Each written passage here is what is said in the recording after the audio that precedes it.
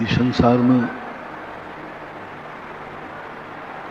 सब अज्ञानी हैं, हम ज्ञानी हैं। संसार में सब हमारे दुश्मन हैं, हम सबके मित्र हैं। सारी दुनिया हमारी दुश्मन है और सारी दुनिया को मैं मित्र मानता हूँ और सारी दुनिया हमें दुश्मन मानती है। सारी दुनिया हमसे द्वेष करती है, इन सारी दुनिया से हम राग करते हैं। सारी दुनिया छोटी है, हम बहुत बड़े हैं। सारी दुनिया हमारे मिटाने का भाव करती है और हम सारी दुनिया को बनाने का भाव करते हैं। उत्तम क्षमा उसी व्यक्ति के अंदर जाग सकती है जो अपने आप को सर्वश्रेष्ठ ज्ञान में, ध्यान में, विवेक में, धन दौलत हो, सब तरफ से मैं ज्येष्ठ हूं, श्रेष्ठ हूं। मेरा मन श्रेष्ठ है,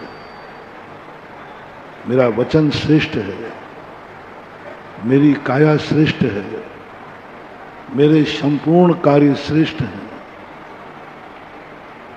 मैं संसार का सबसे बड़ा ज्ञानी आदमी हूं। ऐसी एक उपादान शक्ति जिसमें जागती है, एक ऐसी उपादान शक्ति होती है जो दुनिया में किसी वस्तु को हितकारी नहीं मानता। सब व्यक्ति मेरा बुरा विचारने वाले हैं, सब व्यक्ति बुरा विचारने वाले। इस दुनिया में कोई भी वस्तु, कोई भी व्यक्ति नहीं है जो मेरा हित चाहता हो, मेरे संबंध में कुछ अच्छा करता हो। हर चीज मेरा बुरा करने पर तुली है। एक चिंतन करो, दुनिया को एकदम इडियट, मूर्ख सिद्ध कर दो। दुनिया को एकदम देख लो, ये कुछ भी नहीं है, सब विवेकहीन है। मैं सर्वश्रेष्ठ हूं, ज्ञानी हूं, मेरे बराबर ज्ञान किसी को नहीं। मैं विवेकवान हूं, मेरे में सारी योग्यताएं हैं। अब इन दो का मिलन होना है, इन सारों के साथ मिलना है। मैं दुश्मन को मित्र देख रहा हूं और सामने वाला मुझे दुश्मन मान रहा है और दोनों को एक ही पंडाल में बैठना है, एक ही जाजम पर बैठना है। वो शुद्ध अज्ञानी है, हम शुद्ध ज्ञानी हैं और दोनों को एक साथ संबंध जोड़ना है। सामने वाला अच्छे बुरे का ज्ञान नहीं रखता और मैं सदा विवेकवान हूं, अच्छे बुरे का ज्ञान रखता हूं। दोनों को दोस्त बनना है। कल का दिन बड़े मजेदार था, लेकिन बहुत कठिन था, बहुत कठिन था। यदि थोड़ी से कल के दिन को यदि अपन अंतर चेतना में उतारें तो हम बहुत बड़े हो जाते हैं। दुनिया सब छोटी हो जाती है। कल जिस व्यक्ति ने किसी सामने वाले को क्षमा कर दिया, क्षमा करने वाला संसार में सर्वश्रेष्ठ होता है। क्षमा करने वाला सबसे बड़ा ज्ञानी होता है, विवेकवान होता है। जितना बड़ा होगा, जितना बड़ा होगा, अब कितने बड़े तुम्हें बनना है वो आपको निर्णय करना है कि आप कितने दुश्मन आपके हैं जो आपका नाश करते हैं और आप उनके हित में सोचते हैं। 24 घंटे मैंने आपको दिए थे यह सोचने के लिए कि हर व्यक्ति को अपनी जिंदगी में किसी दुश्मन को मित्र बनाना है, किसी दुश्मन को मित्र बनाना। किसी दुश्मन को मित्र की दृष्टि से देखना है, किसी दुश्मन का मित्र के समान सहयोग करना है। किसी क्यों भाई इतने जोर से क्यों चिल्ला रहे हो? समझ में नहीं आ रहा है? प्रवचन चालू हो चुका है। मौन होकर के सीधे आगे बैठते जाएंगे।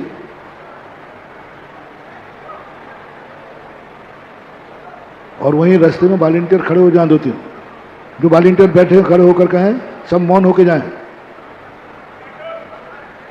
ये किसने आवाज लगाई है?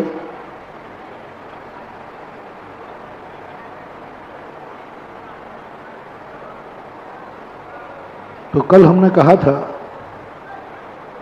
कि उत्तम क्षमा धर्म के दिन अपन को एक दुश्मन को अपना मित्र बनाना, एक दुश्मन को शरण देना है। दुश्मन को शरण देना, भक्त को नहीं, अपने हित करने वालों को नहीं। जो तुम्हारा सबसे अहित करने वाला है उसको आपको शरण देना है, उससे दोस्ती करना है, उसको रिश्तेदार बनाना है, उससे हाथ मिलाना है, क्योंकि आप बड़े हैं, आज समझदार हैं। जब जब तुम किसी को क्षमा करो तुरंत परिणाम करना चाहिए, आज मैं संसार से सबसे बड़ा आदमी। कौन है बड़ा? जिनके मित्र ज्यादा हैं।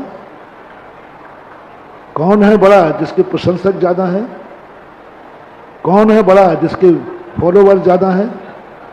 कौन है बड़ा? जिसका परिवार बड़ा है। कौन है बड़ा? जिसके पास धन दौलत है। कौन है बड़ा? सबसे बड़ा आदमी है जिसके सबसे ज्यादा दुश्मन है। सबसे बड़े दुश्मन जिनके होते हैं,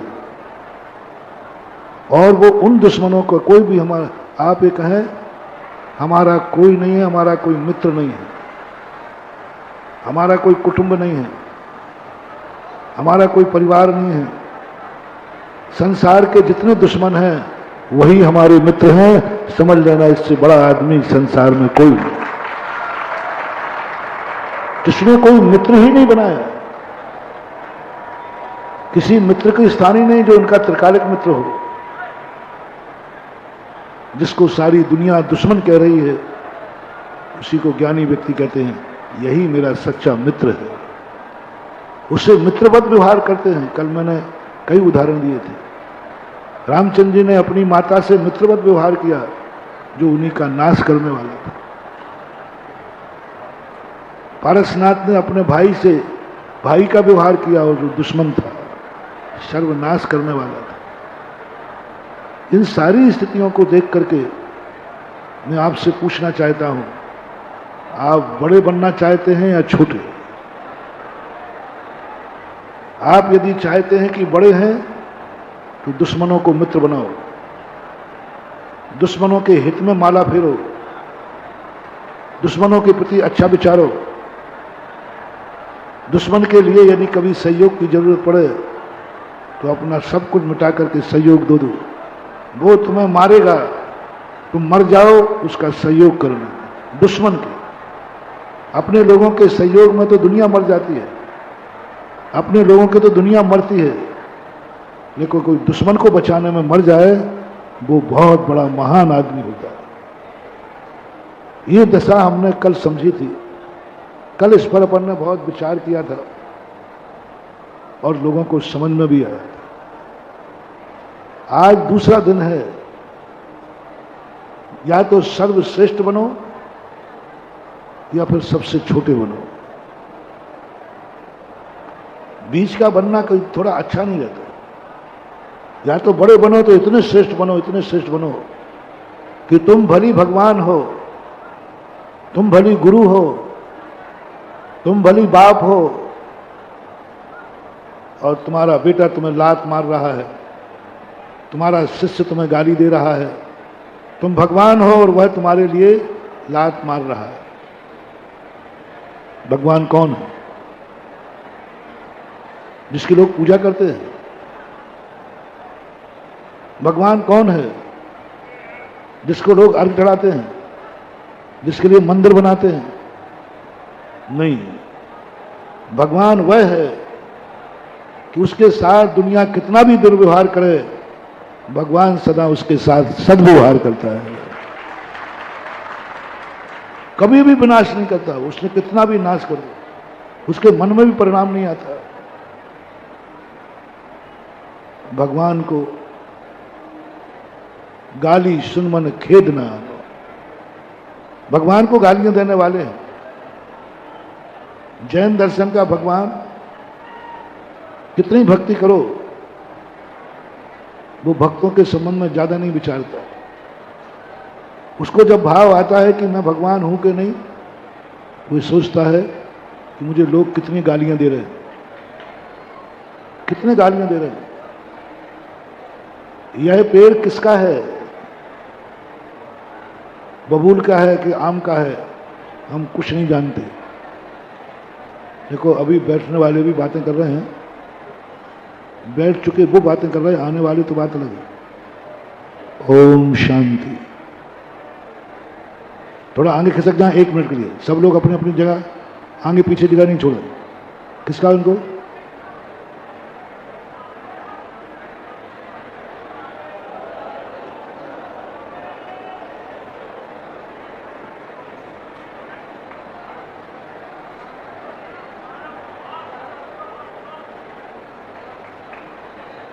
आप लोग खाली छोड़ करके बीच में खाली क्यों है? कूलर के कारण ऐसे आगे आओ। सुनाई नहीं पड़ा तुम लोगों को भाई?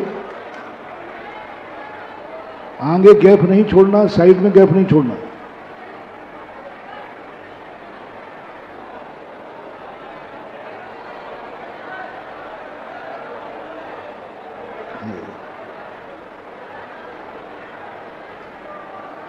देखो अभी आगे खाली पड़ा है।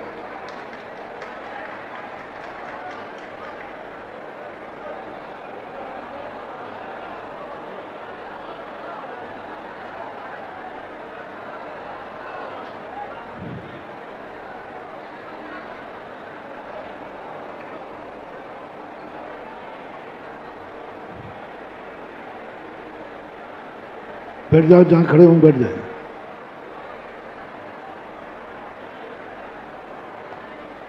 ओम शांति। जो बैठे हैं वो चुप हो जाए कम से कम। ओम शांति शांति।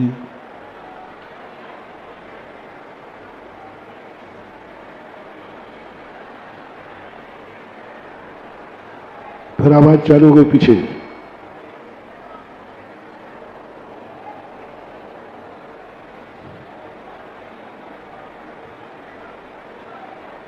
एक जंगल था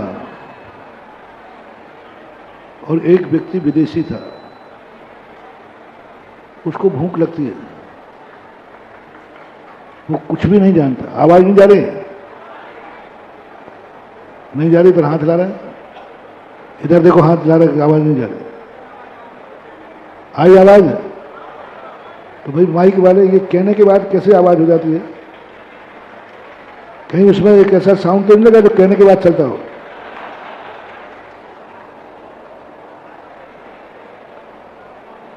वह व्यक्ति कुछ फल खाना चाहता था, लेकिन वो किसी भी संबंध में कुछ ज्ञान नहीं रखता था। उसको पता नहीं था कि कौन सा फल खाएं, इसमें कौन सा फल खाने योग्य है। वो निर्णय नहीं कर पा रहा क्योंकि वो कुछ जानता नहीं था। लेकिन नीतिकार था, साहित्यकार था, फिलॉसफर था, दार्शनिक था। बहुत अच्छी बात कह रहा हूं मानो, सुनो, बहुत जिंदगी में काम आएगी। बहुत तार्किक नीतियां उसको रटी हुई थी। उसने कहा कि नीति क्या कहती है, और कोई दूसरा व्यक्ति उस जंगल में बताने वाला नहीं है कौन से पेड़ खाए जाते हैं, कौन से फल नहीं खाए जाते। नीति कहती है जिस पेड़ पर लोगों ने सबसे ज्यादा पत्थर मारे हों, समझ लेना उसी पेड़ का फल खाने लायक है।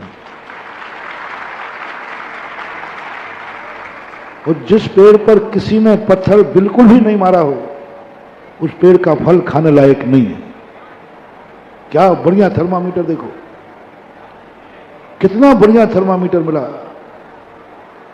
नीति ने कहा कि जिस पेड़ के नीचे सबसे ज्यादा पत्थर पड़े हैं, पत्ते छिलके छिल गए हैं, इस पेड़ पर लोगों ने सबसे ज्यादा पत्थर मारे हैं, क्योंकि यह पेड़ मीठा था, आम का था, खाने योग्य। बाजू में नीम के बबूल के पेड़ लगे थे, उनके नीचे एक भी पत्थर नहीं मिला। समझ लेना ये पेड़ निकृष्ट है, किसी काम का नहीं है, इसलिए इस पर किसी ने पत्थर नहीं मारे। कल का दिन था, आम का पेड़ बनना है या बबूल का, आम का पेड़ बनना है कि नीम का, फैसला करो। जोर से बोलो। तो पत्थर खाओ, सिर फुड़वाओ, गालियां खाओ, जितने ज्यादा तुम्हें लोग पत्थर मारे हैं उतने ही नीतिकारों की दृष्टि में तुम महान सिद्ध हो जाओगे। यह उत्तम क्षमा धर्म का कर्म है। जिस व्यक्ति की जितनी ज्यादा बुराइयां हो रही हो, जिस व्यक्ति के जितने ज्यादा दुश्मन हो, आलोचना कर रहे हो, महानुभाव समझ लेना वो व्यक्ति बहुत महान है। और जिस व्यक्ति के संबंध में कोई पूछ ही नहीं रहा है, समझ लेना ये निकृष्ट है। एक बार मेरे साथ हुआ, पहले मैं अपने आप को भी नीम का पेड़ मानता था, क्योंकि मैं थोड़ा कड़वा हूं, बोलता भी कड़वा हूं, सोचता भी कड़वा बोलता। तो मैं अपने आप को थोड़ा कड़वा मानता था कि भाई मैं नीम का पेड़ हूं। लेकिन एक दिन घटना हुई राजस्थान में कि एक व्यक्ति मेरे पास मंदिर का नक्शा लेके आया। पुराने मंदिर को तोड़ना था, नया मंदिर बनाना था। उसी समय हमारे विरोध में एक लेख छपा इंडिया टुडे में, महाराज ने इतने मंदिर ध्वस्त कर दिए, बहुत आलोचना छपी, खंडर बना दिए। औरंगजेब ने भी इतना खंडित नहीं किए जितने महाराज ने करे, खूब जम की। और मेरे सामने इंडिया टुडे रखा हुआ था। और उसी समय वो सज्जन आए, बोले महाराज हमारा अपना मंदिर तोड़ के बना रहा है। मैंने कि तुमने गलत नंबर डायल किया। मैंने कि ये पढ़ो क्या लिखा है, तुम भी इंडिया टुडे में आ जाओगे, तुम भी शामिल हो जाओगे। देखो इसमें मेरी बुराई लिखी है, मुझे क्या क्या टाइटल दिए हैं, कितनी आलोचना की है। भाग जाओ, मेरे पास मत आओ। तो मैं कह रहा हूं देखो इसको, देखो इसको, देखो इसको। वो देख ही नहीं रहा। मैंने कि मैं कह रहा हूं इंडिया टुडे का लेख पढ़ो पहले, फिर मेरे से मंदिर तोड़ करके बनाने की बात करना। पहले इसको पढ़ो क्या लिखा। वो पढ़ ही नहीं रहा। मैंने कि मैं जो कह रहा हूं वो तुम क्यों नहीं सुन रहे हो। बोले महाराज जो आप पढ़ा रहे हो ना वो मैं पढ़ के आया हूं। बोले मैं कभी नहीं जानता था, मुझे आपका कोई नाम नहीं था मेरे पास। इंडिया टुडे में जो लेख पढ़ा, जो आलोचना पढ़ी, तो वो वकील साहब थे। बोले मेरा दिमाग गया, जरूर इस पेड़ पर पत्थर लग रहे हैं, ये पेड़ जरूर आम का है। क्योंकि आलोचना उसी की होती है जो गुणवान होता है। गुणहीनों की कोई आलोचना नहीं करता, कचरे में डाल देता है। अरे उसकी क्या बात करना। किसी पापी गुणहीन की कोई चर्चा करे तो अपन अरे क्या उसकी चर्चा करना, समय खराब करना, वो तो ऐसा है ही। किसी अच्छे आदमी की आलोचना करते लोग, अच्छा उसकी बात कर रहे हैं आप। तो ये जो आपका आलोचना का लेख है, मैं 3 बार पढ़ के आया हूं। और पढ़ने के बाद मेरी आत्मा ने कहा चूक मत जाओ, बस यही सच्चा आम का पेड़ है। और हम पूरी कमेटी को लेके आए हैं इसी लेख के कारण, आपकी ख्याति के कारण। उस दिन मुझे लगा कि मैं नीम का नहीं आम का पेड़ हूं। क्योंकि मेरे दुश्मन ज्यादा हैं, मित्र कम है। मेरी आलोचना ज्यादा होती है, कुछ भी काम करो आलोचना होती है। उसी समय जब किसी चीज की, मेरे कार्य की आलोचना होती है, तुरंत मैं अपने आप को कहता हूं वारे सुधा सागर आम, मैं वो आम का पेड़ हूं जहां मीठे फल मिलते, क्योंकि इस आम पर ज्यादा पत्थर पड़ते हैं। वो जंगल में घूमने वाले नीतिकार ने बस कुछ नहीं देखा, सब पेड़ों के नीचे जाता और पत्थरों को देखता। ये पत्थर फेंके हुए हैं, ये पत्थर मारे हुए हैं, ये डालियां टूटी हुई हैं, ये हवा से नहीं टूटी हैं, ये पत्थरों से टूटी हैं। ये इनके पत्ते फटे हुए हैं, ये हवाओं से नहीं फटे, बस उसने निर्णय कर लिया यही फल खाने लायक है, क्योंकि इसमें सबसे ज्यादा पत्थर मारे गए। क्या थर्मामीटर दिया। कल का दिन मैं भी चिंतन करता रहा, मैंने कि आज का दिन भी ऐसा ही है कि तुम बड़े हो, रसाल हो, मीठे फल हो, बोलो तुम्हें कितने लोगों ने कितने पत्थर मारे, इसका हिसाब दो। मैं बड़ा हूं, मैं ये हूं, ये सब छोड़ो, आपको कितने लोगों ने गालियां दी हैं, कितने लोगों ने पत्थर मारे हैं, कितने लोगों ने आपका आयस नाश किया है, कितने लोगों ने आपके प्रति बुरे भाव किए हैं। जितने जितना तुमने किए हो, समझ लेना तुम उतने ही अच्छे इंसान हो। कल क्षमा करना थी। दुश्मन चाहिए मुझे जो मुझे गालियां देवे, दुश्मन चाहिए मुझे जो मेरी बुराई करे, दुश्मन चाहिए मुझे जो मेरा बुरा विचारे, दुश्मन चाहिए जो मेरी आलोचना करे, और मैं क्षमा करूं। आलोचना करने मार से नहीं, दूसरा पक्ष में सबसे बड़ा मेरा नाश करने वाला दुश्मन हो, मौका मिले तो अभाग्य समझना महान भाव। कभी कोई परम दुश्मन तुम्हें मिले, यदि तुम्हारा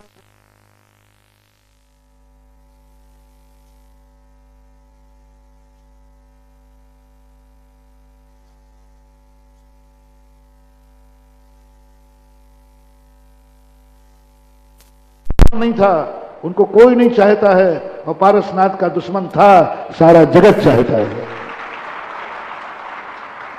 मैंने पारसनाथ को 24 तीर्थंकरों कंपेयर किया। जब 24 ही बैठती है तो सबसे ज्यादा लोग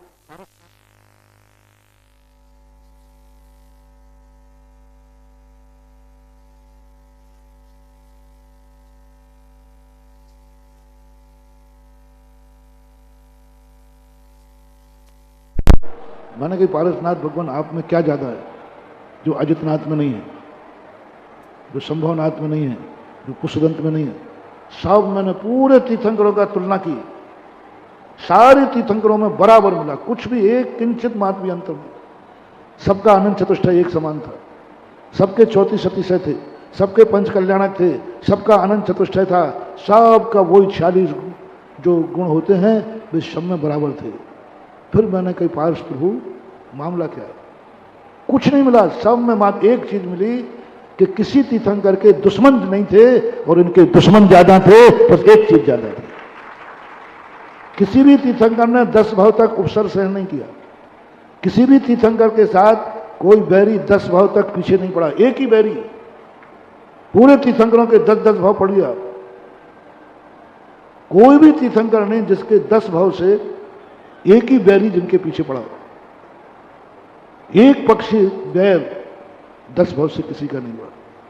तब मैंने खोजा कि ओहो पार्श प्रभु, आपके पास सबसे बड़ी महानता का लक्षण है कि आपके साथ 10 भाव का बैरी है और बैरी ने तुम्हारे लिए महान बना दिया।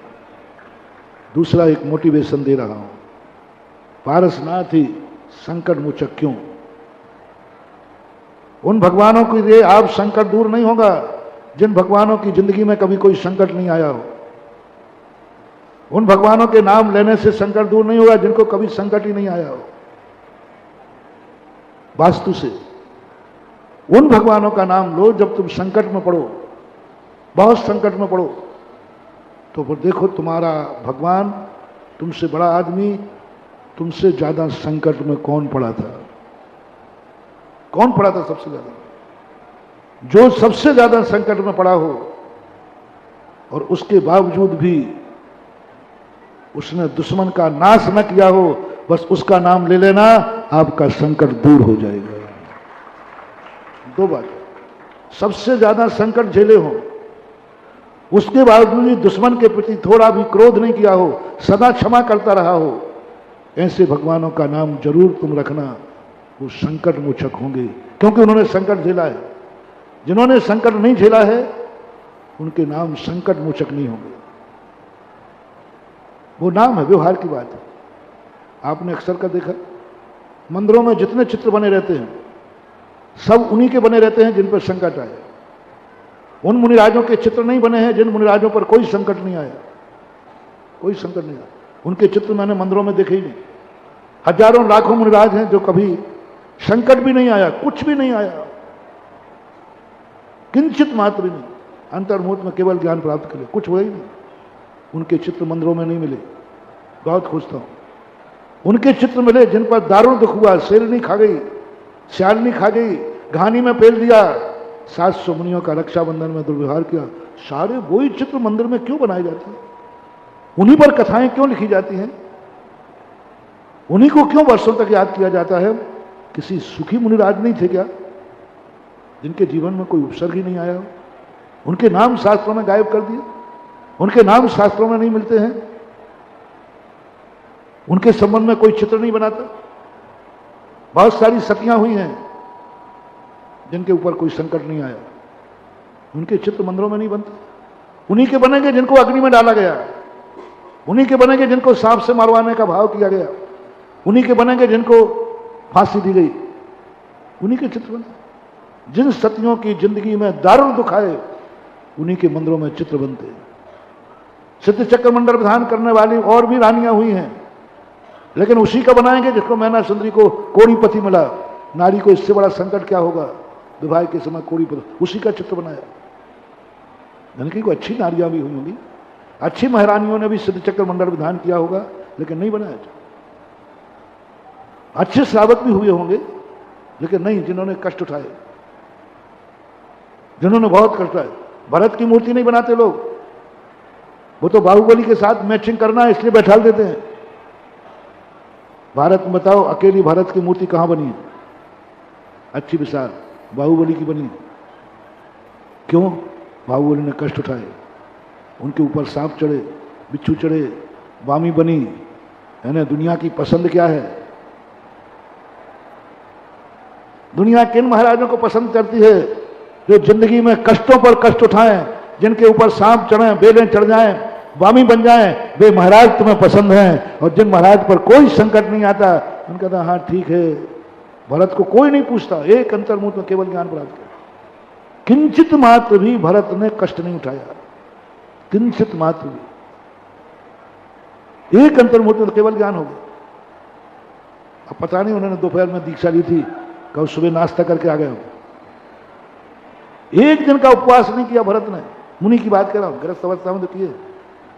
मुनि अवस्था में एक 24 घंटे भी उपवास नहीं, मच्छर काटा नहीं, उपसर्ग हुआ नहीं, गाली दी नहीं, कुछ तो सहन नहीं। 22 परिसरों में एक परिसर भी सहन नहीं किया, एक भी परिसर, कोई उपसर्ग नहीं। क्योंकि दीक्षा लेते ही, केस लॉन्च करते तुरंत ही केवल ज्ञान प्रकट हो गया।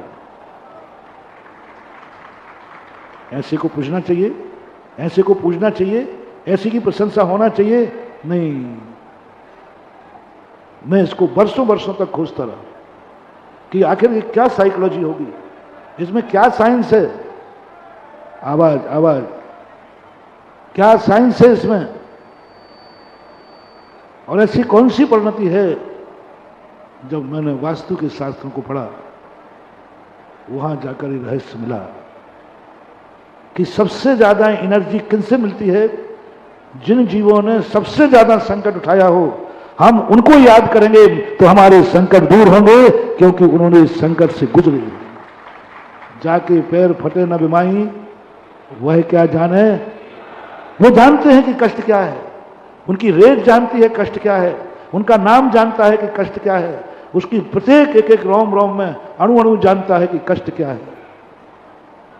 जिसने कष्ट उठाए हो वो दूसरे के कष्ट को समझ जाएगा, इसमें कितना कष्ट हुआ होता है। और जिसने कष्ट नहीं उठाए, अरे काय का कष्ट है ईश्वर। एक बार एक व्यक्ति को हर्पिस थी, मैं खड़ा था वहीं पर, तो वो हर्पिस वाला व्यक्ति आया, बहुत रो रहा है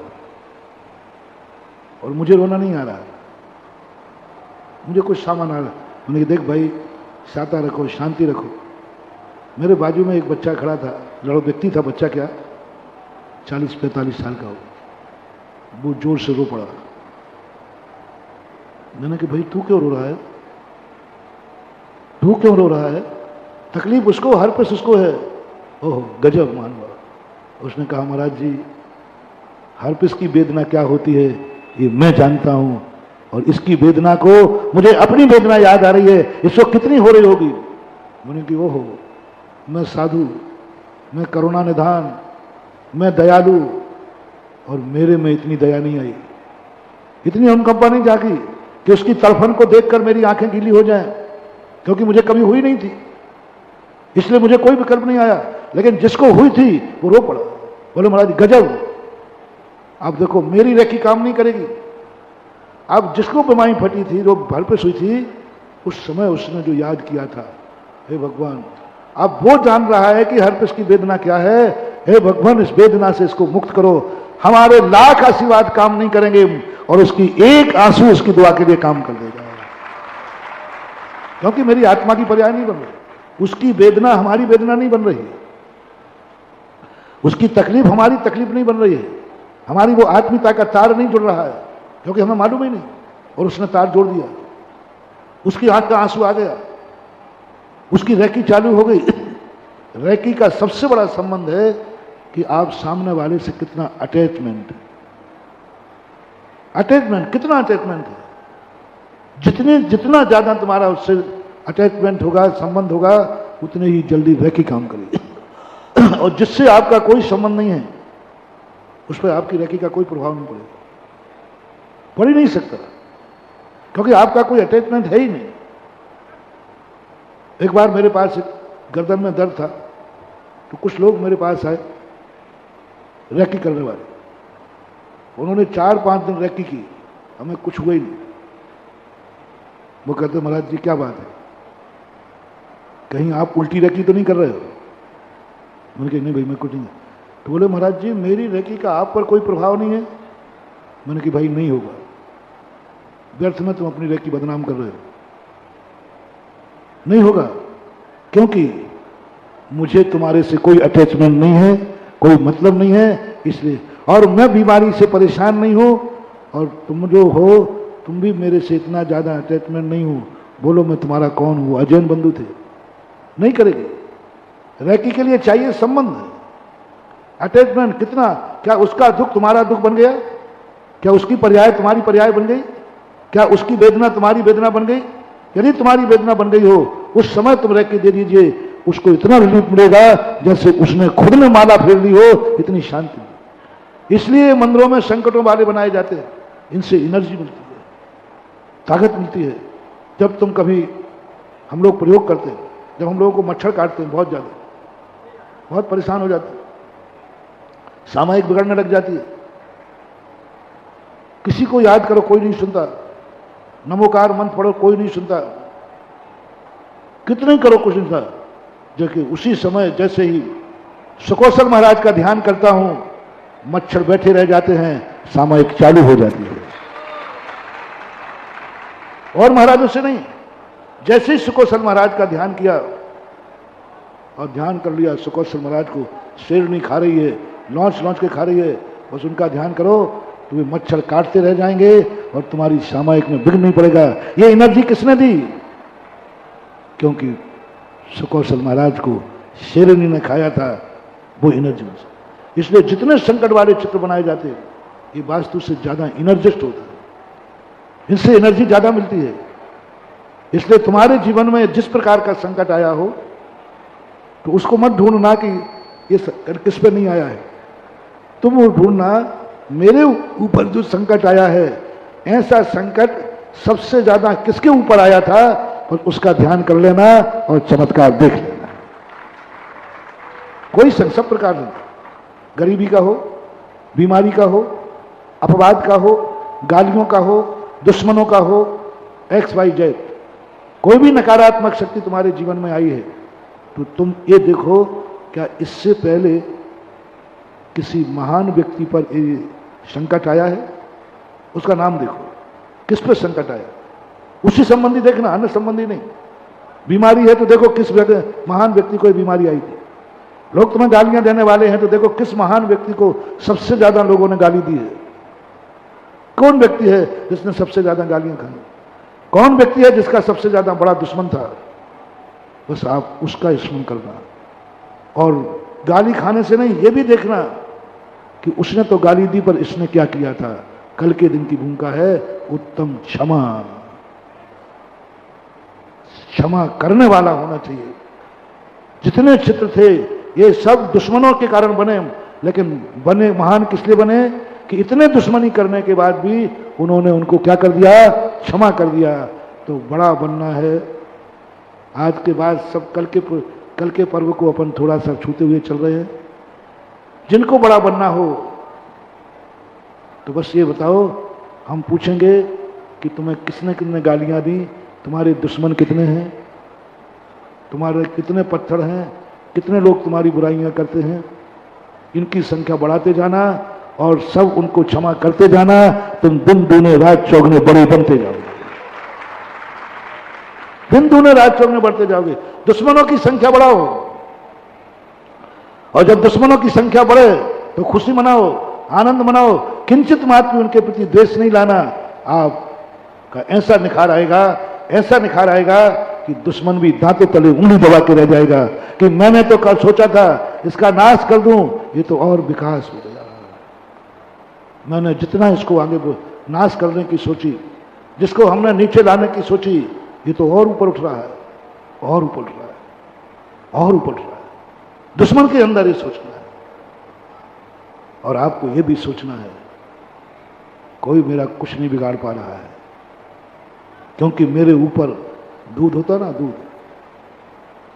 ज्ञानी व्यक्ति के पास बहुत सारे उपाय होते हैं, अज्ञानी बहुत मूर्ख होता है। अज्ञानी के पास पैर नहीं होते, अज्ञानी हवा में उड़ता है, असत सतवान नहीं होता, वो मिथक होता है, कल्पना होती है। सत के पैर होते हैं, सत जमीन पे चलता है, उसकी ज्यादा नहीं होती। इसके बाद बहुत उपाय होते हैं। दूध है, दूसरे ने कहा, सबने देखा ये दूध स्वभाव से मीठा है, सभी लोग इसको पसंद करते हैं, सभी लोग दूध को शुभ मानते हैं। तो एक दिन खटाई ने कहा, खटाई शुभ नहीं होती है, निंदनीय होती है। एक व्यक्ति ने लिखा, दूध में खटाई डाल दी, बोले अब हो जाएगा बर्बाद, अब हो जाएगा नाश, और खटाई डाल के चला गया, अब तो बर्बाद हो जाएगा। सुबह आके देखा तो वो दूध दही बन गया। दूध कम चिकना था, दही ज्यादा चिकना हो गया। दूध कम पावरफुल होता है, दही ज्यादा पावरफुल होता है। दूध में कम चिकनाहट होती है, दही में ज्यादा चिकनाहट होती है। दूध में कम विटामिन होते, दही में ज्यादा विटामिन होते हैं। शक्तिशाली दही है। 1 किलो दूध और 100 ग्राम दही ताकत में बराबर होता है, बल्कि दही ज्यादा होता है। वो सोचता है कि अरे क्या हो गया, अहंकार क्या किया था उसने, मैं इसको बर्बाद करके रहूंगा, इसकी इज्जत धूल में मिला दूंगा। ये सोच करके सब लोग इसे नाली में फेंक देंगे। वो तो देख के दंग रह गया कि ये तो और बन गया, दही बन गया, लच्छेदार बन गया। अब वो कहता है ये लच्छेदार और गाढ़ा हो गया, इसके टुकड़े टुकड़े कर दो। मथानी लेके आ गया और दही को मथ दिया। दही अब तो टुकड़े टुकड़े हो गया, छाछ बन गया, अब तो मर गया, खत्म हो गया। वो ठंडी में झांकता है, अरे ये तो नवनीत बन गया, हमने मथानी के प्रहार किए, ये तो नवनीत बन गया। दही से ज्यादा पावरफुल कौन है? नवनीत। बहुत शक्ति होती है। 1 किलो दूध पी लो, दही खा लो तो भी नहीं, 1 चम्मच नवनीत ग्रहण करने ताकत ज्यादा होती है। और ये तो और जितना मिटा रहा हूं ये और बन रहा है। अब क्या करें? अंत में ऐसा करो, इसको अग्नि पर रख दो, ये अपने आप खत्म हो जाएगा। जैसे ही नवनीत को अग्नि पर रखा, सारा पानी उड़ गया और अब ऐसा घी बना कि उसकी कोई मर्यादा नहीं। अब मात्र एक चीज है जिसकी कोई मर्यादा नहीं, घी। कोई समय मर्यादा नहीं जब तक दुर्गंध नहीं आए। असीमकालीन मर्यादा। ये असीमकालीन मर्यादा किसको मिली? जिसने मथानी के बाहर खाए, जिन्होंने खटाई के बाहर खाए, फिर भी वो सहिष्णु बना रहा, अष्टप्रहरी घी बन गया। आज उत्तम मार्दव धर्म है। क्या अहंकार कर रहे हो? मैं तुम्हें मिटा दूंगा, मैं तुम्हें बर्बाद कर दूंगा। कोई नहीं कर पाए, तू ही बर्बाद होगा रे। आज मान कसाई का दिन है जो नाश करती है। हम सोचते हैं कि किसी को बर्बाद कर देंगे। दुर्योधन का अहंकार कहता था मैं बर्बाद कर दूंगा। दुर्योधन ने भीम भूख ज्यादा लगती थी भीम को, एक दिन जहर मिला के खीर खिला दी। वैष्णव दर्शन के अनुसार। और दुर्योधन शकुनी मामा कहते अब मर गया भीम, अब पांचों पांडवों में से भीम चला गया, अब कुछ नहीं बचा इनके बाद, और उसे समुद्र में फेंक दिया। समुद्र में जाके जैसे फेंका वो डूब गया। नीचे शेषनाग की कल्पना है वहां पर, तो नीचे कोई भी पहुंचता है तो वे सांप काटते हैं, कोई जा नहीं सकता वहां। और भीम को जैसे ही सांपों ने काटा तैसे ही भीम का जहर उतर गया। तो शेषनाग कहता है कि ये क्या मामला है, मेरे काटने पर तो फुसकारने पर लोग मर जाते हैं, ये तो और जिंदा हो रहा है। कौन है तू? कुंती पुत्र मध्यम पांडव भीम। कुंती का नाम सुनते ही, पांडव का नाम सुनते ही शेषनाग प्रभाव दे। यहां कैसे आए? बोले साहब मुझे कुछ पता नहीं, मुझे तो भूख लगी थी, दुर्योधन ने खीर दी, मैंने खा ली, उसमें जहर था, मैं मूर्छित हो गया। शेषनाग कहते हैं पांडुपुत्र, जब तुम यहां आ ही गए हो तो खाली हाथ नहीं जाओगे। लो ये अमृत है, एक कटोरा पियोगे 10 हाथी का बल बढ़ेगा, एक कटोरे में 10 हाथी का बल बढ़ेगा। खीर खा के पानी तो पिया ही नहीं, तो प्यासा था, भीम डकार गया 7 कटोरे, 7 कटोरे बढ़ा गया। अब भीम वैसे ही था, और वहां से समुद्र में से निकल के आया, पता चला कि भीम तो 7 कटोरे अमृत पी के आ गया। शकुनी मामा और अर्जुन की खिड़की बन गई, ये क्या हुआ, मैंने तो मिटाना चाहा था, ये तो अमर बन गया, क्या करोगे तुम? और बलवान हो गया। जिसको हम अहंकार के बस मिटाना चाहते हैं, महानुभाव तुम्हारा मिथ्या अहंकार है, तुम जितना मिटाओगे वह बनेगा, मिटाओगे तुम जितना बनेगा। जितना तुम पत्थर देखो मारोगे वो उतना ही जगत में पूछेगा, जिस पर जितने संकट आएंगे वो उतने ही मंदिरों में जाकर के पूछेगा, उसकी जाप होगी, उसका व्रत। कमठ चाह रहा है कि हम पारसनाथ को धूल में मिला देंगे, नहीं, कमठ की बदौलत है कि आज पारसनाथ जगत में पूजनीय है।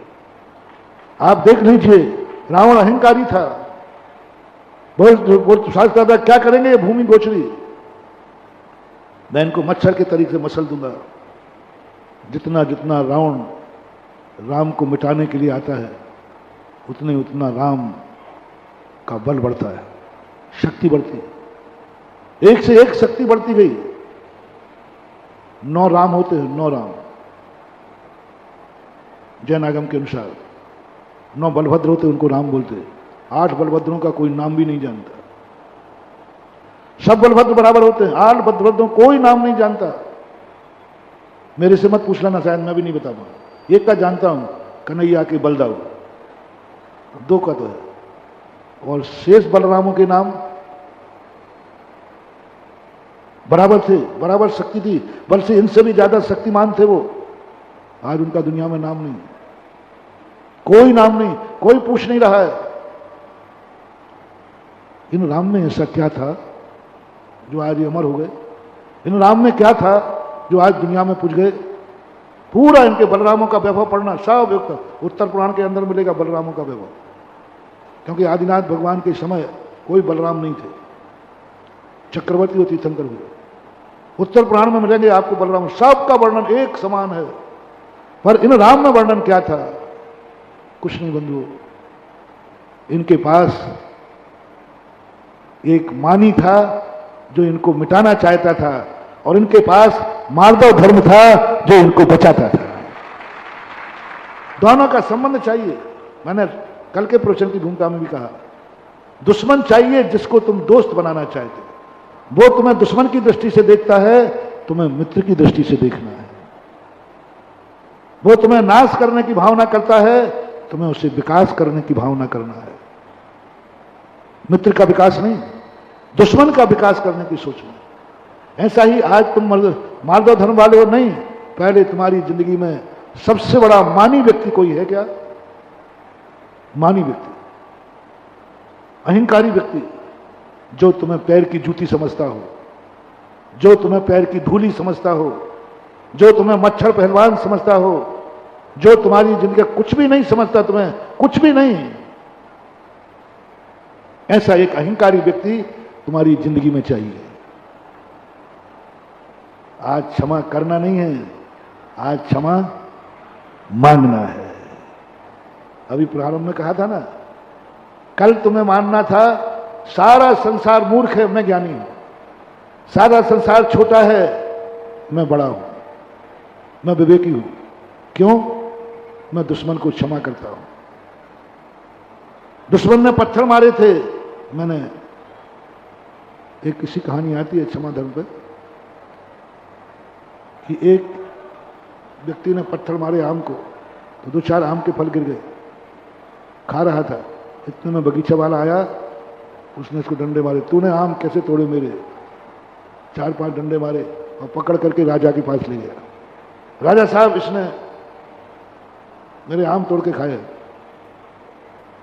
राजा साहब ने कहा इसको दंडित किया जाए। बोलो तुम्हारी कोई इच्छा है, कोई सफाई में कहना है? बोले साहब मैंने आम के तोड़ के खाया, पक्का है, बस मुझे एक बार उसी आम के पेड़ के पास जाने का मौका दिया जाए। बोले क्यों? बोले जब जब मैंने उसको पत्थर मारा उसने मुझे एक रसीला आम दिया, इसने जब जब मुझे डंडे मारे मैं इसको कुछ नहीं दे पाया, इसलिए मैं उस पेड़ से भी गया भी था। पत्थर मारने वाले को मैं कुछ नहीं दे पाया। महान व्यक्ति कर जो हमने शाम को कहा था ना, कौन है बड़ा? क्षमा बड़न को चाहिए छोटन को, कहा कछु हरि को गयो जो भृगु मारी लात। भृगु ने हरि को लात मार दी। कैसे हैं ये भगवान? ये भगवान गुणवान थे, शक्तिमान थे, जगत कल्याणी थे, ये लक्षण बने होंगे, लेकिन सबसे बड़ा सशक्त लक्षण जो कबीर ने बनाया, क्या गजब की, भृगु ने हरि को लात मार दी और प्रभु क्या कहते हैं, हरि पैर पकड़ करके, हे भृगुराज तुम्हारे पैर में कहीं चोट तो नहीं लगी? क्योंकि हमारे सीने में हड्डियां मजबूत है। ये विकल्प नहीं आया कि इसने इतने जोर से लात मारी मेरे सीने में, उसका गम नहीं था उनको, उसका विकल्प नहीं था उनको। सीने में लात मारी कि मेरी कोई हड्डी नहीं टूट गई हो।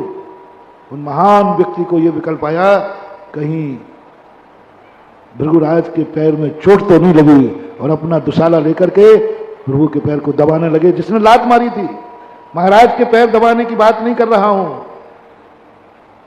महाराज के पैर दबाने की बात नहीं कर रहा हूं, मां बाप के पैर दबाने की बात नहीं कर रहा हूं। जिसने तुम्हें लात मारी है उसका पैर दबाने लग जाओ, कहीं तुझे चोट तो नहीं आई है। वो है महान, वो है हरि, वो है प्रभु। और आज यदि प्रभु न बन पाओ तो सबसे लघु बन जाओ। आज क्षमा करना नहीं है, आज क्षमा मांगना है। क्षमा मांगने में मान कसाय नष्ट होती है, क्षमा मांगने में अहंकार चूर होता है।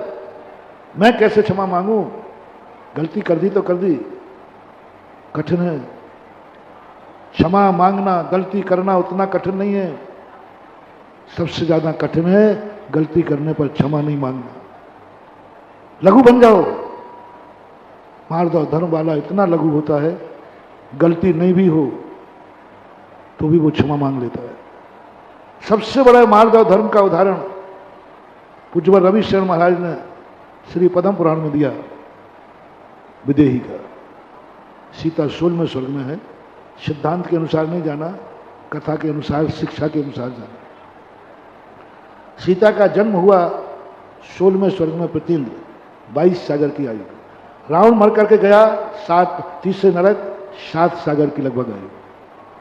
सीता ने अवध ज्ञान से जाना, ओहो ऐसा मैंने मार्दव धर्म वाला व्यक्ति नहीं देखा।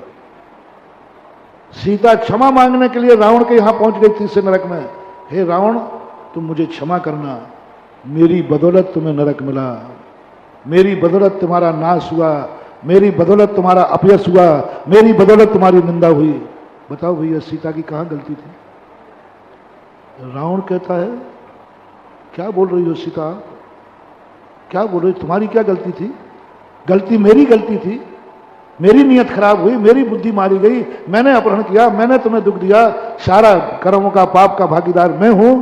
सीता कहती है नहीं,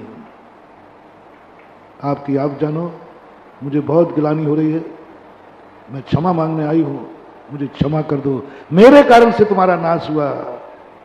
आप बताओ भैया सीता की कहां गलती थी? मार दो धर्म।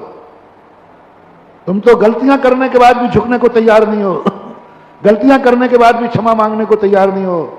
आज का दिन प्रायश्चित का दिन है, आज का दिन प्रतिक्रमण का दिन है। उत्तम मार्दव धर्म सबसे ज्यादा मार्दवता प्रतिक्रमण के समय आती है, जब कहता है आज अपनी आलोचना करना है। पापिष्टेन दुरात्मना जड़ दिया माया विना लोभिना राग द्वेष मली मसेन मनसा दुष्कर्म यन निर्मितम। सारा जगत कह रहा है साधु परमेष्टि, परमेष्टि कह रहा है, परमेष्टि परम ज्योति रागो विमलाकृति परमेष्टि की परिभाषा है। सारा जगत मान रहा है तीन लोग पूज्य हैं, और मुनि महाराज प्रतिक्रमण करते समय कहते हैं पाप इष्टेन दुरात्मना जड़ दिया। दुनिया कह रही है चलते फिरते सिद्ध हैं, दुनिया कह रही है कि चलते फिरते सिद्ध हैं, और साधु के अंदर मार्दव धर्म प्रकट होता है, और मार्दव धर्म कहता है पापेष्टेन दुरात्मना जड़ दिया माया बिना लोभना। ये पंक्तियां पढ़ते ही कौन सा पाप कर रहा हूं, कौन सा पाप किया, कौन सी दुष्टता की, एक एक जीवों पर दया कर रहा हूं, कैसे बोल दूं, झूठे बोल दूं? बताओ भैया कौन सा पाप कर रहा हूं, बताओ आप, बताओ भैया हम मुनि महाराज लोग कौन सा पाप कर रहे, बताओ, गवाह दो ना। कोई पाप कर रहे क्या?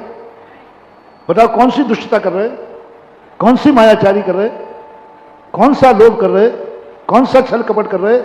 कोई तो गवाह बताए।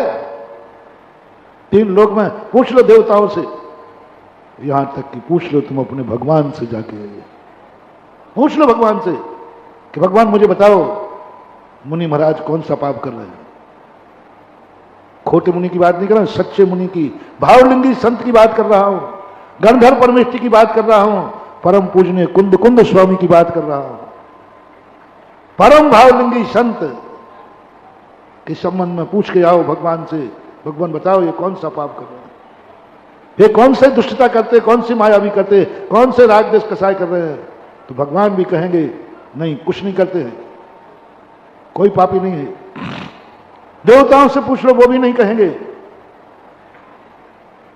सारे जगत में कोई भगवान के मुख से भी नहीं निकलेगा कि साधु परमेष्टि पापी है, दुष्टि है, मायावी है, लोभी है, कोई नहीं कहे, देवता भी नहीं कहे, कोई नहीं कहेगा। लेकिन उन परम पूजनीय भावलिंगी संत, ओह, उनके अंदर जो मार्दव धर्म प्रकट हुआ, उस मार्दव धर्म कहता है कि नहीं, संसार का सबसे बड़ा पापी मैं हूं, दुष्टि हूं, मायावी हूं।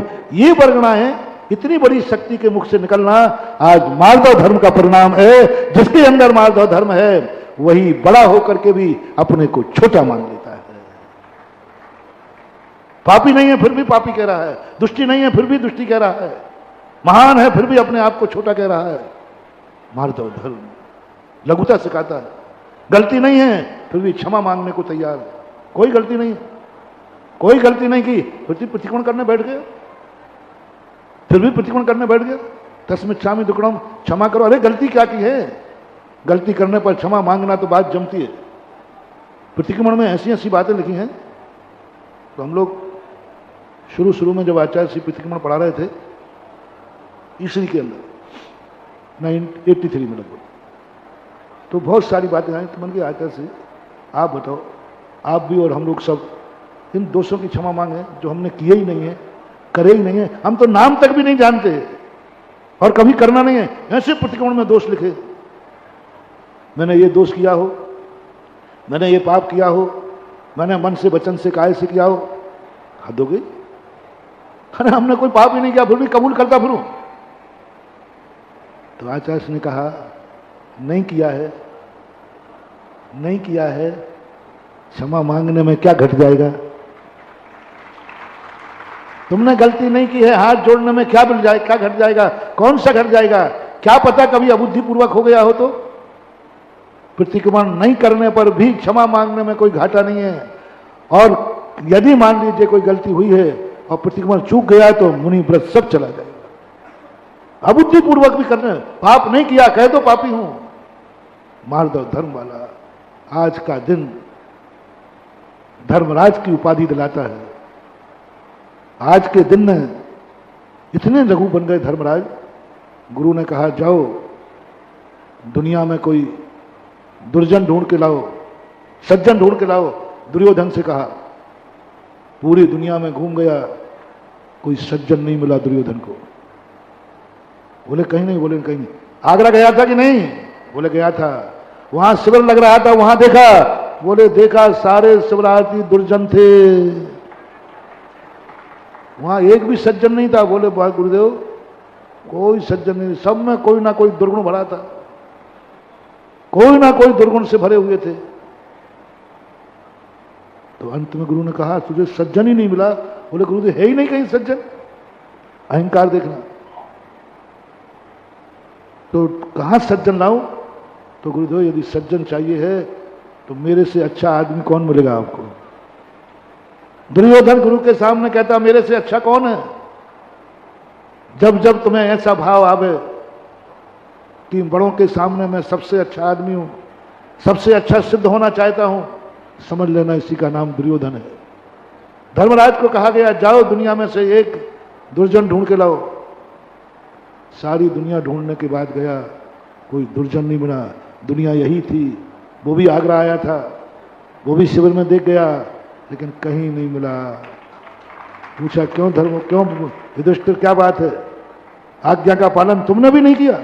दुर्योधन ने आज्ञा का पालन नहीं किया कि वो एक सज्जन नहीं ला पाया, और तुम आज्ञाधारी, आज्ञानुवर्ती, मेरी आज्ञा का पालन नहीं हुआ, एक तुम दुर्जन ढूंढ के नहीं ला पाए। आगरा में नहीं मिला, ये सबसे बड़ी बात हुई। आगरा में दुर्जन नहीं मिला, ये तो एक बार और कह दूं, और उसमें अभी शिविर में कोई दुर्जन नहीं मिला, ये तो बहुत, क्योंकि एकाध तो बदमाश होगा शिवरार्थी जो निमियों को तोड़ता होगा, निमियों के लिए विपरीत भाव करता होगा, एकाध तो मिलेगा। बोले गुरुदेव एक भी नहीं, साफ बिल्कुल सज्जन ही सज्जन बैठे थे, हमें तो सब लोकांतिक देव लग रहे थे। क्या दृश्य लग रहा है। आपकी जो फोटो जा रही ना दुनिया में, लोग देख देख करके पागल हो रहे हैं कि ऐसा भी शिविर लग रहा है और इतनी संख्या है। लोग ताज्जुब कर रहे हैं, आपको तो छोड़ो, आपकी फोटो को नमस्कार कर रहे हैं। आप जब बाजार में निकल रहे हैं सड़कों पे, जैसे ही आप बसों में बैठते हैं उतरते हैं, अजैन लोग गाड़ी रोककर आपको हाथ जोड़ रहे हैं। वे ये नहीं जान रहे कि श्रावक जा रहे हैं, वो ये जान रहे हैं कि जैनियों के संत जा रहे हैं। हर व्यक्ति अजैन लोग आपको हाथ जोड़ रहे। कल ही के पास मेरे पास थे, बोले महाराज शिवराज से निकलते हैं, अजैन लोग, ऑटो रिक्शा वाला रिक्शा जाते हाथ जोड़ता है, अरे भाई साधु संत आए। वहां तो सब सज्जन ही सज्जन है। धर्मराज ने तुम्हारी रिपोर्ट प्रस्तुत कर दी, सज्जन है, और दुर्योधन ने तुम्हारी रिपोर्ट प्रस्तुत कर दी कि सब दुर्जन है। अब ईमानदारी से बताओ तुम कौन हो? अब मामला तुम्हारा है, मानवा तुम्हारा मामला है। दुर्योधन ने कह दिया कोई सज्जन नहीं है शिविर में, कोई आगरा में सज्जन नहीं है। वहां तो गुरु से भी कहा, बोले दुर्योधन मैं, तो दुर्योधन कहता गुरु जी मारोगे तो नहीं? द्रोणाचार्य घबरा गए कि मतलब क्या है? बोले दुर्योधन नहीं मारूंगा। बोल मैं? बोले आप भी दुर्जन हैं, क्योंकि आप अर्जुन को ज्यादा चाहते हैं, मुझे कम। खत्म। अर्जुन को ज्ञान दिया तुमने, हमें महाराज ने गर्दन आके, द्रोणाचार्य गुरु ने नीची गर्दन कर ली। जिसकी दृष्टि में मैं ही दुर्जन हूं, अब कहां से सज्जन लाएगा? अब आप लोग दोनों रिपोर्टें आ गई हैं मेरे पास, एक भी सज्जन नहीं है इस शिविर में, एक भी दुर्जन नहीं है इस शिविर में। अब नंबर बराबर के हैं दोनों के। अब इसलिए मैं आपसे ही पूछता हूं कि आप कौन हैं?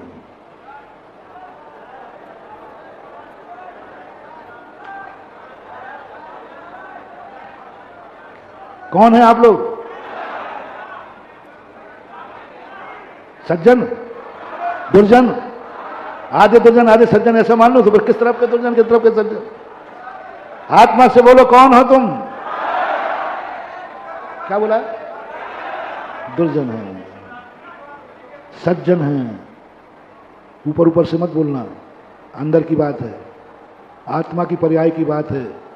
तुम्हारी दोनों रिपोर्टें हैं और तुमसे पूछा जा रहा है तुम कौन हो, तुम कौन हो? अंदर से पूछो, अंदर से आवाज लगाओ, आत्मा की पर्याय बनाओ, शब्दों में नहीं, अंदर चेतना से बोलो तुम कौन हो। दुर्जन, तुम्हें समझ गया कि आज तुम्हें मार्दव धर्म समझ में आ गया।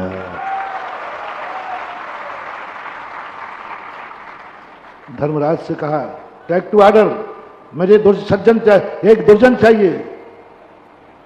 बोले साहब मिल जाएगा। कहां है दुर्जन? तो द्रोणाचार्य घबरा गए, कहीं यही नहीं कहते आप ही तो हो, आप ही तो हो, क्योंकि दुर्योधन ने तो कही दिया था। धन है युधिष्ठिर क्या बोलते हैं, बुरा जो देखन में गया बुरा न मिलया कोई, जो दिल खोजो आपनो मुझसे बुरा न कोई। हे भगवान, संसार का सबसे बड़ा दुर्योधन मैं हूं जो आपके सामने खड़ा है। द्रोणाचार्य की आंखों में आंसू आ गए। बोले युधिष्ठिर, संसार का सबसे बड़ा दुर्जन तू है? बोले हाँ गुरुदेव, मेरे से बराबर दुर्जन कौन होगा, कौन होगा?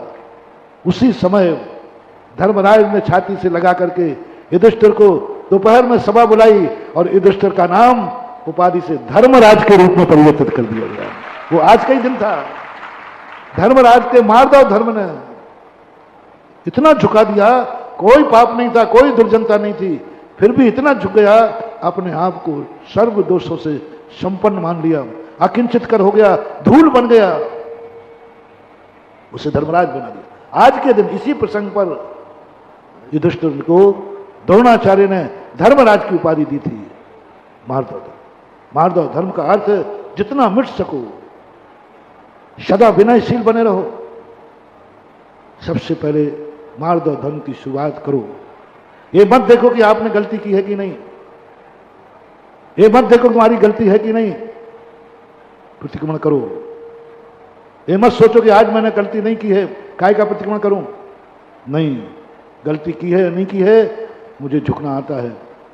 मुझे अपने आप को पापी, मुनि महाराज, ओहो क्या बात है महानुभाव, मुनिराज को सब आप चलते फिरते सिद्ध कहते हो, तब उतना आनंद नहीं आता। लोग प्रशंसा करते हैं उस समय आनंद नहीं आता, लोग गुणानुवाद करते हैं तब आनंद नहीं आता।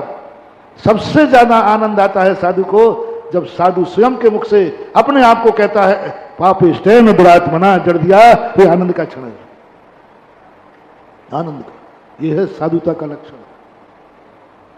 जरूरी नहीं कि वो साधु हो जिसे आप सिद्ध परमेष्टि कह रहे हैं, लेकिन जो साधु होकर के पापिष्टेन दुरात्मना जड़ दिया अंदर से बोल रहा है नियम से, ये है जगत पूज्य साधु परमेष्टि, महान परमेष्टि।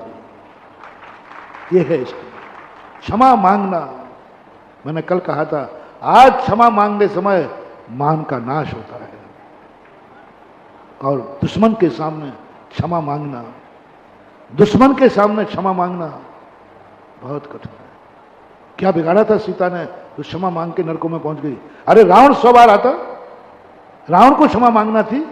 नहीं, रावण के पास मार्दव धर्म नहीं था, रावण के पास अहंकार धर्म था।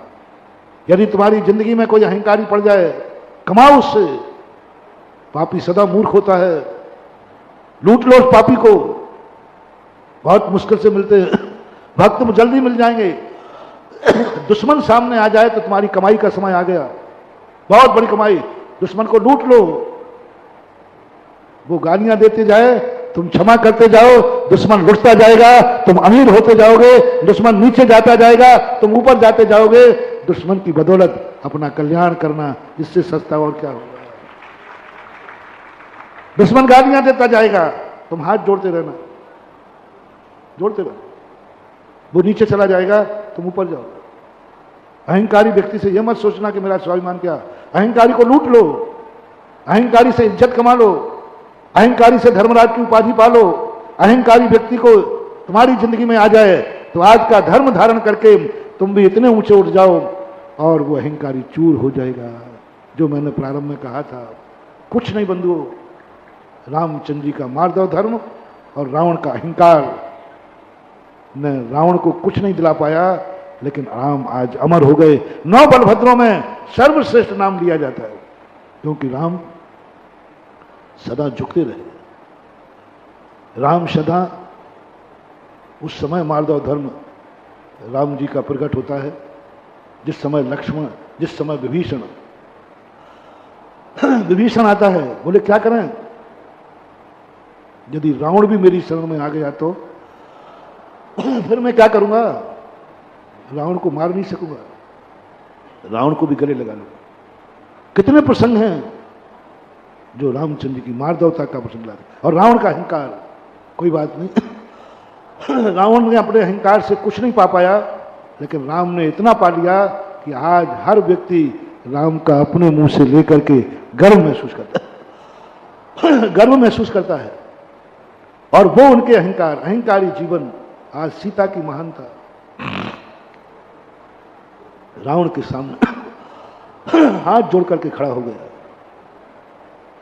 सीता क्या बात करती, तुम्हारी क्या गलती है, गलती तो मेरी है। अप्रत्याशित उदाहरण है महानुभाव, माधव धर्म की इतनी चरम सीमा एक असंयमी ग्रस्त में आ जाए, दुर्लभ है।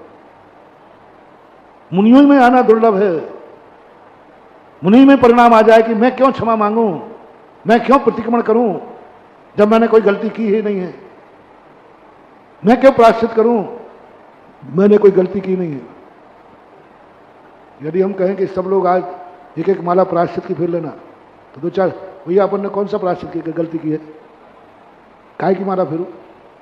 मुनि महाराजों को आ जाता है, त्यागी वृत्तियों को आ जाता है, जैसे हम लोगों को आया था इसी में, काय का प्रतिक्रमण करूं, बेफालतू अपने आप में गलती नहीं की और कह चिल्लाता फिरूं। धन्य है वो सीता जो कहती नहीं। रावण कहता है, देवता इकट्ठे हो गए, जो वहां नरकों में देवता भी आ गए कि सीता रावण से क्षमा मांगने गई, स्वर्ग के देवताओं ने अवधियान उधर लगा दिया। ये कौन सा अनवरी है, कहां गई सीता का जीव, रावण से क्षमा मांगने गई, क्या गलती है। रावण भी पागल हो गया, बोले मेरी सारी गलती मेरी है। सीता कहते नहीं नहीं रावण, तुम्हारी कोई गलती नहीं है, गलती मेरी है। ओह, न मैं सुंदर होती न तेरा परिणाम बिगड़ता, न बांस होता न बांसुरी, गलती मेरी है कि मैं इतनी सुंदर क्यों बनी। ओहो, सुंदरता उसके हाथ में थी क्या, कैसे जीव है, कैसा मार्दव धर्म है। उस मार्दव धर्म ने इतना झुका दिया, अरे सुंदरता उसका हाथ में थी, कुदरत से बनी थी, पूर्व भाव में भक्ति की थी, भक्ति सुंदर रूपम, उस कारण से उसको ये रूप मिला था। नहीं, मुझे इतनी भक्ति नहीं करना थी, मुझे इतना सुंदर नहीं होना था कि मेरे कारण से दूसरे के परिणाम बिगड़ जाएं। रावण भी सोच के स्तब्ध रह गया कि ऐसे लोग भी हैं जो क्षमा मांगने के लिए, जो कुदरत से मिला है उसको अभिशाप मान रहे हैं, अपने सुंदर रूप को अभिशाप मान रहे हैं, भक्ति के फल रूप को अभिशाप मान रहे हैं और आलोचना कर रहे हैं। हे भगवान, ऐसा रूप भी मुझे मत देना जिससे दूसरे के परिणाम बिगड़ जाएं, ऐसा धन भी मुझे मत देना किसी चोर के चोरी करने के परिणाम हो जाएं, ऐसी शक्ति भी मुझे मत देना कि दूर से कोई ईर्षा हो जाए। सम्यक दृष्टि का मार्दव धर्म, सम्यक दृष्टि का मार्दव धर्म। हे भगवान, मुझे इतना धन मत दे देना कि चोर के चोरी के भाव हो जाए। मूलाचार में पूज्य भट्टकेर महाराज ने लिखा कि हे श्रमण, अपने पास ऐसी कोई वस्तु मत रखना जिससे किसी श्रावक असंयमी का मन मचल जाए कि ये वस्तु मुझे मिल जाए। तुम्हारे पास की रखी हुई वस्तु का चोरी करने का भाव आता है तो तुम्हारे चौर्य व्रत में दोष लगेगा, अचौर्य व्रत में दोष लगेगा। क्या गजब, अरे भाई मेरी वस्तु है, तुम्हारे परिणाम बिगड़ते नहीं, ऐसी वस्तु मत रखो, ऐसी वस्तु मत रखो। तुलसीदास के संबंध में यही आता है। एक दिन के यहाँ कोई चढ़ावा चढ़ा के गए, वो रखा था सोने चांदी के दिन, चोर ने देख लिया, रात में चोरी करने आया, संक्षेप करके सुना रहा हूं। तुलसीदास जी जाग रहे थे, कौन है, जैसे कहा वो भागा। बोले मुझे देख करके भागा है, इसका अर्थ भक्त तो नहीं, भक्त तो वो चोर है। कल शाम को बहुत बड़ी चढ़ोतरी आई थी। सुबह उन्होंने सारा सामान उठाया और सरजू नदी में डाल दिया। उसके बाद जितने चढ़ाने आते बोले भैया कोई कीमती मत चढ़ाना, क्योंकि चोर की नीयत खराब होती है। उस दिन के बाद तुलसीदास के घर में चोर नहीं आया मेरे कारण से। क्या इतने विनयशील बन सकते हो? चरम सीमाग्रस्त की अपने आप को इतनी झुक गई, हाथ जोड़ के खड़ी है। बस उसी दृश्य के कारण से आकाशवाणी होती है कि रावण तीर्थंकर बनेगा और सीता गणधर बनेगी। माधव धर्म की सरलता। महानुभाव, आज आप लोगों को माधव धर्म की शुरुआत करो। कहां से शुरुआत करें? चलो तुम अपने बड़ों से रखो। माधव धर्म का दूसरा नाम विनय भी है। विनय का दूसरा नाम झुकना भी है। जितना भी पुण्यबंध है सब बिना माधव धर्म का दूसरा नाम भक्ति भी है। माधव धर्म का नाम दूसरा नाम भक्त भी है। माधव धर्म का नाम है शिष्य बन जाओ, शिशु बन जाओ। शिशु कहो, शिष्य कहो, भक्त कहो, ये सब माधव धर्म की पर्यायवाची है। भक्त बन जाओ, विनयशील, इतने विनय गुणवान को देख करके झुक जाओ। मंदिर में आते जैसे झुक जाओ, भगवान को देख के झुक जाओ। अपने से बड़ा कोई व्यक्ति आ जाए तुरंत खड़े हो जाओ, अहंकार में मत रखो। बड़ा है, पूज्य है, जब तक वो दिख रहा है तब तक बैठना मत, हाथ जोड़े रहना। माधव धर्म की शुरुआत, ये मंदिरों में जो भक्तियां हैं, ये सब माधव धर्म के परिणाम है। गुरु शिष्य के संबंध, माधव धर्म के संबंध, शिष्य बनना माधव धर्म। जो अपने से बड़े हैं उनके प्रति तुम कितना विनय कर पाओगे, कितनी विनय कर पाओगे, कोई सीमा नहीं। अपने से बड़ों के चरणों की धूल बन जाओ, धूल। एक बार बागड़ के अंदर आगम सागर जी महाराज, 3-4 महाराज थे। उन्होंने कहा कि महाराज अतिशयकारी हैं। अरे मैंने कि अभी तक तो गृहस्थी बोलते थे। गृहस्थों की बातों पर हम ध्यान ज्यादा नहीं देते, क्योंकि हम जानते हैं सब चमचागिरी है, ये सब पता नहीं मुझे खुश करने के लिए। महाराज ने कहा, अब महाराज के वचन तो झूठे नहीं हो सकते, तुम लोगों के हो सकते हैं। तुम लोग जो कह रहे हो वो तो जरूरी नहीं कि मैं चाहूं। अब महाराज कह रहे हैं, मैं एकदम सचेत, महाराज का वचन तो झूठा नहीं होगा। और जब इन्होंने अतिशयकारी कहा है तो मेरे में अतिशय तो है। क्योंकि किसने कहा? क्योंकि किसने कहा? महाराज ने कहा है। और मुनिराज ने कहा है, तो मुझे उनके सत्य महावीर पर विश्वास है कि वे कभी चमचागिरी नहीं करेंगे, सत्य बोला है। और अब मैंने कहा कौन सा अतिशय देखूं? अब जब कहा है तो फिर ढूंढना तो पड़ेगा। यानी मैं कहूं कि आपके पास फलानी चीज है तो तुम घर में देखोगे कि नहीं? तो मैंने कहा मेरे में कौन सा अतिशय? बाद में मेरी बारी थी तो मैंने 10-15 मिनट तो अपनी खूब जम की प्रशंसा की। मैं अतिशयकारी, मैं चमत्कारी, प्रमाण में मुनि महाराज। तो सब महाराज बोलते, वीर सागर महाराज जी, आज महाराज जी को क्या हो गया? आज तो अपनी प्रशंसा में मस्त है। कहने के बाद, मेरे में अतिशय है, सुन लो रे सारे जगत के लोगों, मेरे में अतिशय है। सबसे बड़ा अतिशय है मेरे में, बता दूं कि रहने दें? सबसे बड़ा अतिशय है कि मैं परम पूज्य संत शिरोमणि आचार्य विद्यासागर महाराज के चरणों की धूल हूं। मैंने वहां घोषित किया, क्योंकि गुरु के चरणों की धूल बनने बराबर अतिशय दुनिया में हो ही नहीं सकता। ये अतिशय मेरे में था, है और रहेगा। बागड़ का प्रश्न याद आ गया। महान भाव बन जाओ। और ये कला मैंने पूज्य गुरुदेव की एक छोटी सी पंक्ति से सुनी है। बोलो हमारे गुरुदेव कितने बड़े हैं? बोलो ना जल्दी। जगतपुर जगत श्रेष्ठ, सबसे बड़े हैं, ज्येष्ठ हैं, श्रेष्ठ हैं। लेकिन हमारे गुरुदेव कितने लघु हैं। सुनो, एक उन्होंने लिखी कविता नर्मदा का नरम कंकर, उसकी वे पंक्तियां माधव धर्म के लिए हैं। इतनी बड़ी शक्ति, और क्या कर रही है? लो प्रभु मैं चरणों में आ पड़ा हूं, लो प्रभु मैं चरणों में आ पड़ा हूं, चाहो तो मसल के धूल में मिला दो, चाहो तो मसल में धूल के मिला दो, धूल में मिला दो, चाहो तो गढ़ के मूर्ति बना दो, मैं तो नर्मदा का नरम कंकर हूं, तेरी मर्जी है। क्या करे,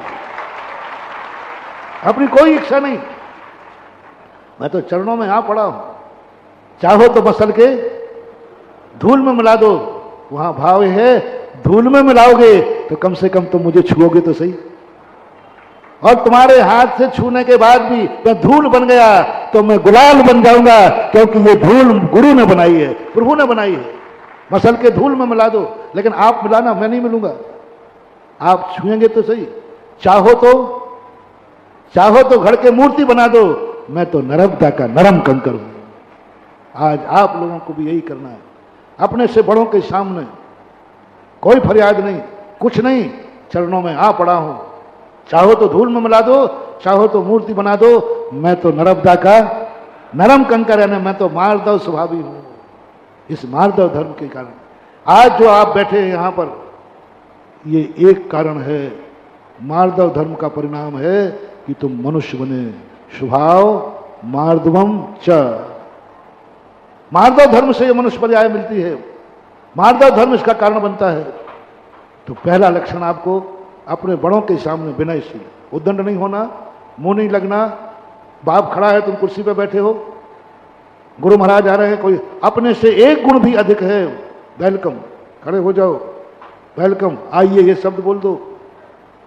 दूसरे को आता हुआ देखकर आइए बोलना, ये मार्दव धर्म का फर्स्ट एड है। खड़े हो जाना ये सेकंड हैंड है, और उनको हाथ जोड़ लेना और है, और अपने आप को अकिंचित कर मान लेना चरम सीमा है। इसके बाद यदि ये पल जाए तो बड़ों के सामने सदा विनयशील बनना। और यदि ज्यादा चाहिए है मार्दव धर्म, तो आज जो हमने उदाहरण तुम्हें दिए हैं, दुश्मन के सामने बहुत लघु मान लेना। आज दुश्मन को क्षमा मांगने जाना है, आज का दिन है क्षमा मांगने का, आज का दिन है क्षमा हाथ जोड़ने का, आज का दिन है अपने मान को खंडित करने का। और जो सामने वाला मानी होना चाहिए वो माफ करेगा नहीं, और तुम्हें क्षमा मांगना है। कई लोग कहते महाराज जी हम क्षमा मांगने जाएं और वो नहीं करें तो यही तो मार दो। तुमने क्षमा मांगी, उसने क्षमा कर दिया, तुमने क्षमा मांगी, उसने क्षमा मांग लिया, कोई मजा नहीं आया। तुमने क्षमा मांगी, उसने क्षमा मांग लिया, मजा नहीं आया। मजा तो जब है वो क्षमा करेगा नहीं, फिर भी हमें क्षमा मांगना है। कल क्या था प्रश्न? वो क्षमा मांगेगा नहीं और तुम्हें क्षमा करना है। कल क्या प्रश्न था? वो क्षमा मांगेगा नहीं, तुम्हें क्षमा करना है। आज का उल्टा कर दो, वो क्षमा करेगा नहीं, तुम्हें क्षमा मांगना है। वो बिल्कुल क्षमा नहीं करेगा, बल्कि 12 मन की सिला और पटकेगा, 12 मन की सिला पटकेगा। राजा कह, सब कह रहे हैं, राजा भी कह रहा है कि ये तुझे दुष्ट है, वो सांप को दूध मत पिलाओ, जहर उगलेगा। 12 मन की सिला पटकेगा, क्षमा नहीं, तो भी तुम्हें क्षमा मांगने का भाव करना है। वो तुम जितना क्षमा मांगोगे वो तुम्हें कायर कहेगा, तुम्हें चढ़ाएगा, तुम्हारा और नाश करेगा, फिर भी तुम्हें क्षमा मांगना है। इसका नाम है उत्तम मार्दव धर्म। बिल्कुल नहीं, वो तो तुम्हारा हित ही कर रहा है। सांप पे जहर उगलेगा, फिर भी हमें, हमारा कर्तव्य क्या है? हमारा कर्तव्य क्षमा मांगना। इसका वो दुरुपयोग करेगा, करने दो। इसका वो गलत समझेगा कि देखो बेटा झुक गए, करने दो। वो जो करना है करने दो। हमें ऐसा मानी व्यक्ति मिला है जहां आज मुझे मार्दव धर्म की कमाई करना है, जिसकी जिंदगी में जितना बड़ा अहंकारी मिले, मानी मिले, उसको लूट लो, कमाई कर लो। मानी के सामने मार्दव धर्म दिन दूना रात चौगना बढ़ता है। इंतजार मत करो कि हम स्वाभिमान, मेरा भी कोई स्वाभिमान है, ये स्वाभिमान के चक्कर में मत पड़ो। सीता से बड़ा तुम्हारा स्वाभिमान नहीं हो सकता। रावण के सामने हाथ जोड़ने थोड़ी सी उसको विकल्प नहीं आया कि मेरा भी कोई स्वाभिमान है। ये स्वाभिमान नहीं महानुभाव, आप लोगों का अभिमान है। स्वाभिमान तो वह कहलाता है गलती नहीं है, फिर भी मेरा कर्तव्य है कि मैं क्षमा मांग लूं। इस प्रकार की परिणति का जब आपके अंदर भाव जाग जाए तो मार्दव धर्म विनय के रूप में आता है। और अहंकार एक धर्म है, अहंकार ऐसा, पूरी चारों कसाएं तो हैं। लेकिन चारों कसायों को पूज्यवर समंतभद्र महाराज ने सम्यक दर्शन के मलिन में कारण नहीं लिखा। क्रोध से सम्यक दर्शन मलिन होता है, माया से सम्यक दर्शन मलिन होता है, लोभ से सम्यक दर्शन मलिन होता है, ये चर्चा उन्होंने नहीं की। मात्र उन्होंने जो चर्चा की सम्यक दर्शन में 8 मदों से सम्यक दर्शन मलिन होता है। 8 मद दिए उन्होंने। 8वां मद जो है सम्यक दर्शन को, सम्यक को मन ठाने, पंडित जी साहब दौलत राम जी उधर श्रावकाचार्य में पूज्यवर कह रहे हैं कि ये 8 मद हैं जो सम्यक दर्शन को मलिन करते हैं। इसलिए सम्यक दर्शन को सुरक्षित करना है तो क्षमा मांगना सीखो, कल क्षमा करना सीखो और आज क्षमा मांगना सीखो। आज ध्यान करो, जिसके प्रति तुमने गलती की हो, आज उसके प्रति क्षमा मांगने का भाव करो। मैं उसके पैर छू लूंगा क्योंकि गलती मेरी है। अपनी गलती करने पर और क्षमा, मार्दव धर्म का सबसे बड़ा प्रतीक बनाया प्रतिक्रमण। प्रतिक्रमण में साधु का सब मान खंडित हो जाता है। सब जितने भी दिन भर में सुना है सब खंडित होकर के और औकात पता चल जाती है कि मुझे अपने आप को क्या मानना है।